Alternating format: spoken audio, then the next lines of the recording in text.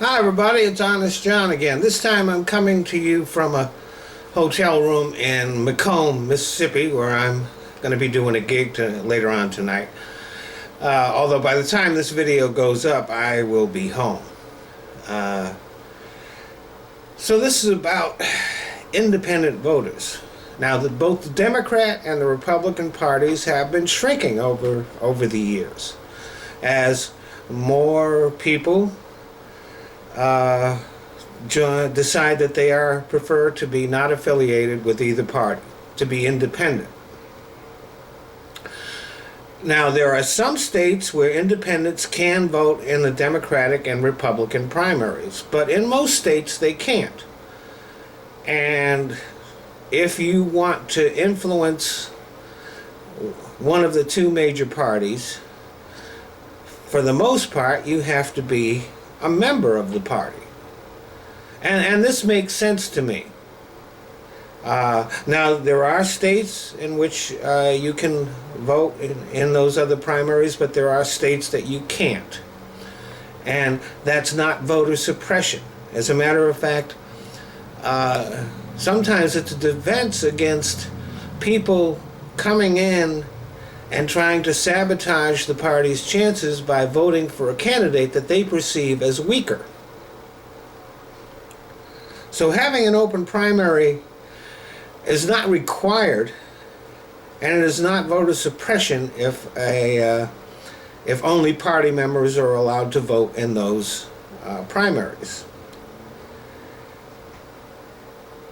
But it has been a bit of a problem for Bernie Sanders, who has the support of a lot of independent voters.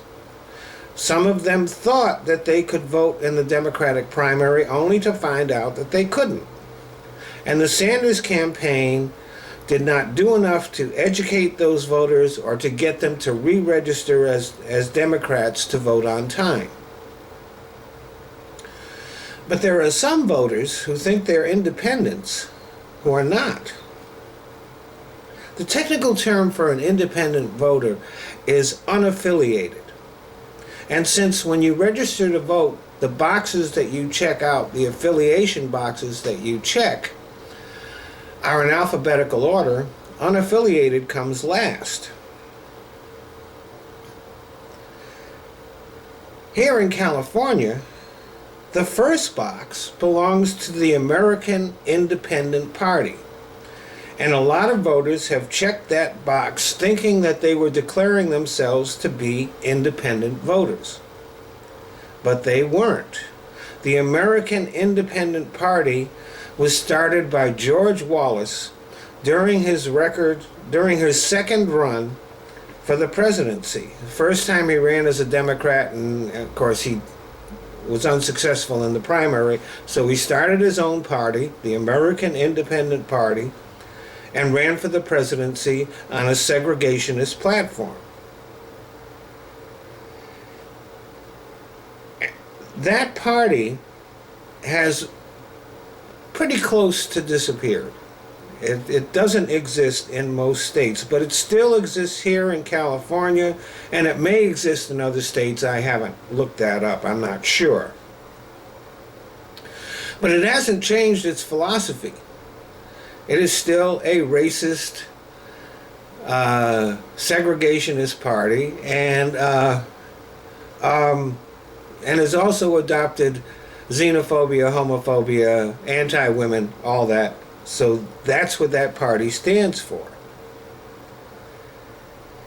And it has, at least here in California, a lot of people in it. But when the Los Angeles Times did some research, they learned that 4 out of 5 people who checked that box did so by accident, thinking that they were becoming independent voters.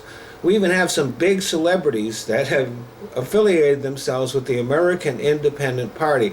And most of the people that the Times polled on this were horrified to learn about the platforms of the party that they had joined. They didn't think they were joining any party at all.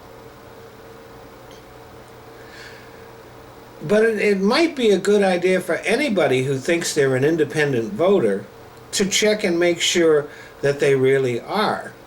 There may be other parties in other states with the word independent in them, in their name. And if you check that box, you're not an independent voter, you're affiliated with a party that calls itself independent. So who knows who you might be affiliated with? People here in California are pretty shocked to find out who they're affiliated with.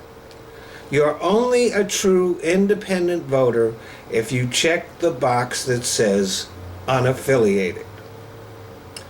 Thanks for listening.